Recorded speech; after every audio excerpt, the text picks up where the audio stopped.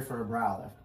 Now there's a couple of different ways to think about the brow. You have the medial brow and the lateral brow, which is lateral to the pupil basically. Typically we correct the lateral brow, and occasionally we also correct the medial brow. The lateral brow tends to descend more than the medial brow because it has less support, less bony attachments. Now when it comes to correcting the lateral brow, I give patients two options. The first one is an incision up here in the temporal hairline where we come down and lift up the brow. And the second one is actually an incision over here within the actual eyebrow, kind of like a modified direct brow lift. And this gives us a lot more power because we can rotate the eye, the lateral eye like this, opening it up much more over here. Now this can be done under local, and you know, in all my brow lifts, I don't remove any skin because you really don't get extra skin in this area. What happens is your entire scalp and forehead mobilizes forward. The only time we remove any skin is if we're doing a forehead lowering for people who have high foreheads.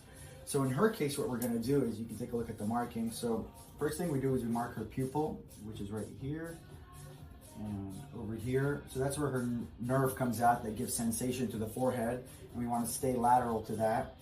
Second thing is I measure the distance from the tail of the brow to the lateral canthus, and it's about 21, 22 millimeters on either side. We then mark where the branch that goes to her forehead comes in, the frontal nerve, and that's far from where we're going, but we just mark it so we see it. And then the incision is actually right here within the brow hair, so something like this, about a centimeter, centimeter and a half. And it's beveled so that we preserve your brow hairs.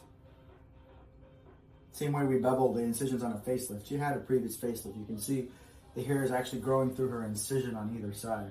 Yeah. You see back here? Also back here, you see the hair growing through the incision. Yep. Anyway, so this is the incision. It will heal nicely. It won't cause any loss of brow hairs. People are always worried about losing hairs. And it will allow me to not only lift up, but also rotate it in a little bit, really opening up that lateral canthus area. Same thing on this side. So this is our lateral direct brow lift. If she wanted her medial brow lift elevated, what we would do is we'd make an incision up here in the forehead, and then we'd pull up like this on the medial brow. You don't want to pull straight up on the medial brow because that gives you like a permanently surprised look, which is not natural.